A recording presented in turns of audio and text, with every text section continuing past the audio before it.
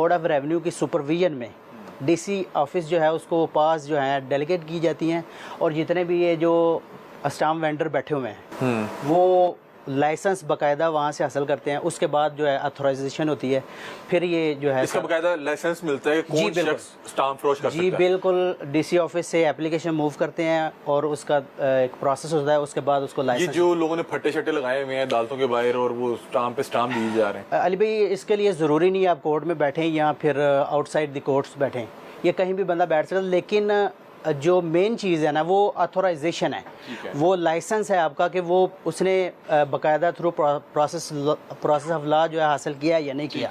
تو اگر تو اس کے پاس لائسنس موجود ہے تو وہ پھر یہ جاری کر سکتا ہے. اور اس سے آگے جو امپورٹنٹ 2-3 چیزیں وہ میں بتاتا ہوں. اس کے اگر آپ اسٹامپ دیکھیں گے نا تو اس کے اوپر QR کوڈ ہے، جس کو آپ کسی بھی اپلیکیشن، جو آج کل اپلیکیشن بنا دیتے ہیں، کوئی بھی بنا دیتا ہے، اور اس کو آپ نا اسکین کر لیتے ہیں. اور دوسری اس کے اوپر کوئی بھی اسٹامپ ہے تو اس کے اوپر ID دی ہوتی ہے، ID نمبر ہوتا ہے. لیفٹ سائڈ پہ اگر آپ دیکھیں تو واضح نظر آ رہا ہے. یہ جو QR کوڈ ہے اور ID جو اسٹامپ پیپر کی ہے، آپ اگر کسی بھی اپلیکیشن سے چیک کریں تو وہ آ جائے گا، لیکن یہ چیز ویریفائی نہیں ہوگی تب یہ تک. اسٹامپ اوریجنل ہے یا نہیں. ہاں، یہ اسٹامپ اوریجنل ہے یا فیک ہے، یہ تب جا کے اس کی اتھینٹسٹی ہوگی یا ویریفیکیشن ہوگی جب آپ گورنمنٹ آف پنجاب کی سائٹ پہ جا کے اس کو چیک نہیں کریں گے، یا آپ کا جو QR کوڈ ہے وہ اسکین کر کے آپ کو اس ویب سائٹ پہ شفٹ نہ کریں. جی بالکل. اچھا ناظرین، یہاں پہ میں بیہائنڈ دا کیمرہ بھی جو ندیم صاحب ہیں ان سے پوچھ رہا تھا کہ کچھ لوگ ایسا QR لکھتے ہیں جس کی ڈیٹیل ایک نکل آتی ہے.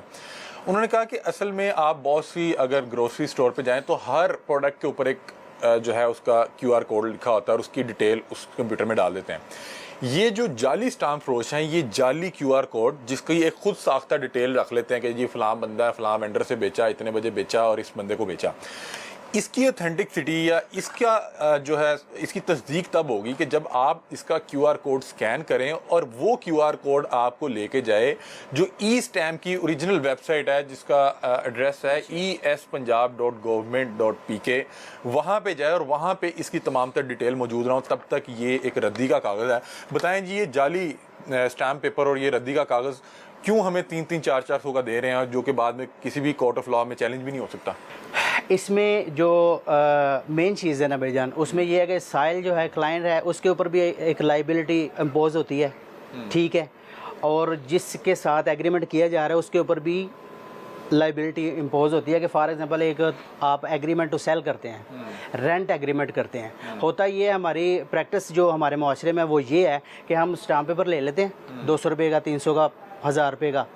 یہ کافی نہیں ہوتا کسی بھی ایگریمنٹ کے لیے جب تک اس اسٹامپ پیپر کی اسٹامپ ڈیوٹی جب آپ کنسرن رجسٹرار کے پاس سبمٹ نہیں کروا دیتے. اس کا بھی ایک چارٹ ہوتا ہے، کنسرن جو رجسٹرار ہے اس کے پاس جائیں گے تو علاقے کے حساب سے پلاٹ ہے، کوئی بھی پراپرٹی ہے تو اس کا ریٹ نکلتا ہے.